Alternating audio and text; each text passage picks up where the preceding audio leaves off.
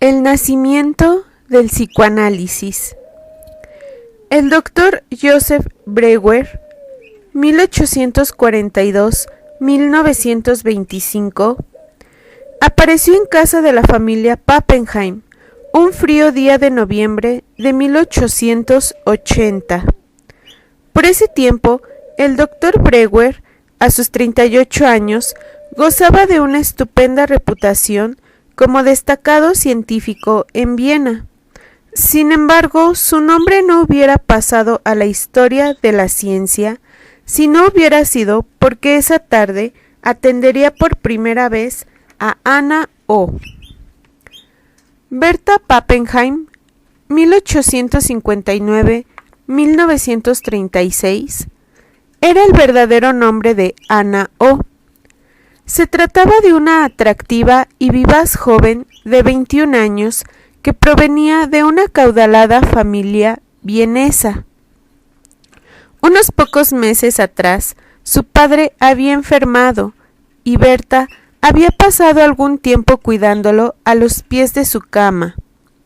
Poco después, la misma Bertha comenzó a presentar un conjunto de extraños síntomas, entre los que destacaban tos nerviosa, parálisis de la pierna y brazo derecho y a veces del lado izquierdo, perturbaciones en los movimientos oculares, curiosas deficiencias en la visión, dificultades para sostener la cabeza, sentía asco de los alimentos e incapacidad de beber, aunque tuviese una sed martirizadora. Uno de los síntomas más peculiares era su incapacidad para comprender y hablar su lengua materna, pudiendo solo expresarse en inglés. Incluso cuando leía en voz alta un texto en alemán, realizaba instantáneamente una traducción casi perfecta sin darse cuenta de lo que hacía, ni aun siendo confrontada con ello. Todo esto aunado a sus estados de ausencia, su confusión y sus delirios. La hubiera condenado a la hoguera o al exorcismo unos siglos antes, pues francamente Bertha parecía estar poseída. Por fortuna, a finales del siglo XIX, la histeria representaba ya un fenómeno de máximo interés para los científicos europeos. Los doctores Jean-Martin Charcot, 1825-1893, y Pierre Janet, 1854-1947, llevaban tiempo investigando los efectos de la hipnosis sobre pacientes que mostraban similar sintomatología en Francia. Sin embargo, la tendencia médica pasaba por alto o aislaba a dichas pacientes, pues la atención médica solo contribuía a fomentar y reforzar su padecimiento. Resultó afortunado el hecho de que Joseph Breuer no incurriera en tal falta con Bertha. A pesar de no saber cómo ayudarle, le brindó toda su simpatía y su interés, tratándola amorosamente. Así, con el tiempo, fue notando que en los estados de ausencia, ella murmuraba palabras que parecían provenir de unos nexos en los que se ocupaba su pensamiento. No obstante, en sus momentos de alerta, Bertha no recordaba dichos nexos, por lo que su médico la sujetaba a una suerte de hipnosis con el fin de inducirla a retomar estas hilaciones de ideas. De esta manera, paulatinamente y ya sin la necesidad de los recursos hipnóticos, Bertha incursionó en lo que ella misma bautizó como cura por el habla. Esta novedosa terapia consistía en hacer un seguimiento verbal del síntoma actual hasta el momento en que se causó la presencia de dicha expresión sintomática. El discurso de Bertha poblado de fantasías y tristísimos y creativos relatos, le funcionaba como una limpieza de chimenea, como ella misma lo definió en tono de broma, y cuyo efecto desollinador tuvo como consecuencia la eliminación de sus síntomas en un periodo de 2 años. El doctor Brewer relató con detalle todos los aspectos relativos al caso de Berta y su gran amigo y protegido Sigmund Freud, 1856-1939, quien en estos tiempos tenía apenas 24 años y se iniciaba como médico en Viena.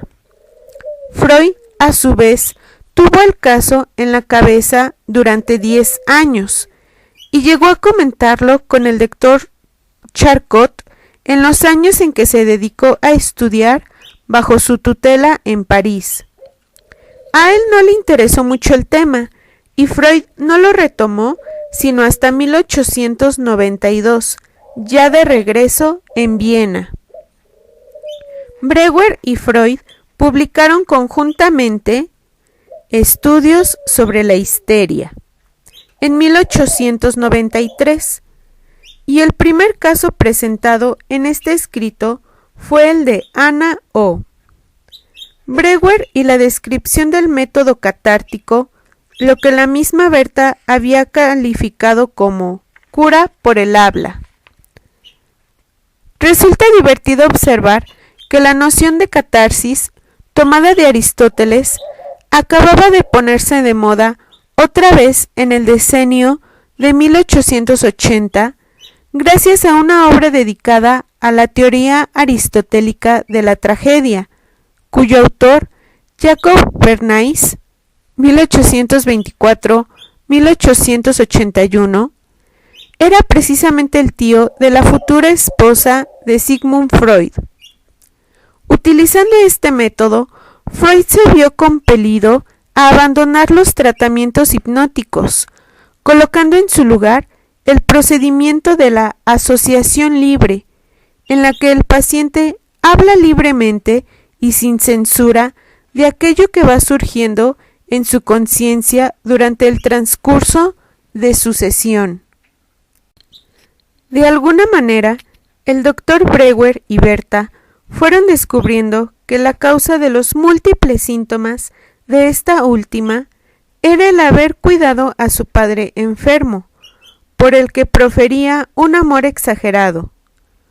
Por solo citar un ejemplo, Berta se dio cuenta de que la parálisis y el adormecimiento de su pierna y brazo derechos surgieron cuando, en una ocasión en que vigilaba angustiadamente el lecho de su padre en estado de gravedad, sostenía el brazo derecho sobre el respaldo de la silla en el que estaba sentada. En tal momento, Berta, entre sueño y vigilia, vio o soñó cómo una serpiente se deslizaba desde la pared hacia la cama del enfermo. Trató de espantar al animal, pero el brazo se le había dormido y no se pudo mover. Entonces quiso rezar, pero en su angustia no encontró palabras, hasta que por fin dio con un verso infantil en inglés y pudo seguir pensando y rezando en esa lengua. Una vez recordada la causa de sus síntomas, Berta pudo volver a sentir y mover sus brazos y sus piernas, y pudo volver a hablar en alemán. Había nacido el psicoanálisis, con el doctor Brewer como padre y Berta Pappenheim como madre, pero Sigmund Freud como partero del deseo inconsciente de la histeria. A partir de ahí, Freud seguiría trabajando en un asunto que Brewer decidió dejar por la paz, ubicando a la histeria como el resultado de un trauma que permanecía inconsciente y actuaba como un cuerpo extraño, una espina en el psiquismo del paciente. Por tanto, era necesario hacer consciente el momento traumático a través del recuerdo y dar libre expresión verbal al efecto ligado a este suceso, dominando de lo inconsciente al traerlo al terreno de lo consciente por medio de la catarsis. Sin embargo, posteriormente, Freud se daría cuenta de que no bastaba con recordar los sucesos, sino que era menester repetirlos en el espacio psicoanalítico. Y es aquí donde otra vez recurre al caso de Ana O. Cuenta la mitología del psicoanálisis que Breuer dejó repentinamente a Berta a cargo de otro médico en 1882, debido a un suceso que lo atormentó tanto que jamás pudo publicarlo. Después de una breve ausencia, Breuer regresó a casa de la familia Pappenheim y encontró a Berta con un agudo dolor en el vientre y gritando que estaba dando a luz a un hijo del doctor. En ese instante, Breuer se percató de que la paciente se había involucrado de tal forma que estaba expresando sentimientos amorosos hacia él que no le correspondían, siendo el médico un hombre serio con un matrimonio estable. Aunque Breuer se deslindó totalmente de tal hecho, Freud asumió en ese y en sus casos posteriores que los pacientes presentan hacia los analistas una neurosis de transferencia que sustituye la problemática por la que inicialmente acudieron a tratamiento. Hasta aquí quedan señalados dos de los tres objetivos terapéuticos más ambiciosos del método psicoanalítico. El primero, recordar el o los sucesos traumáticos que procedieron a la instalación del padecimiento, y el segundo, repetir mediante la transferencia todo aquello que no puede ser recordado, pero que es puesto en acto en la relación con el analista. No obstante, en 1893 nació el psicoanálisis como una disciplina científica que ayudaría a millones de personas en los años venideros. Freud nunca dejó de agradecer al Dr. Breuer y a Berta Pappenheim su valiosa contribución. Berta se convirtió en la primera trabajadora social de Europa, consagrando su vida a los necesitados, y Breuer continuó imbuido en su labor psiquiátrica, sus intenciones de retornar a las pasiones del psicoanálisis.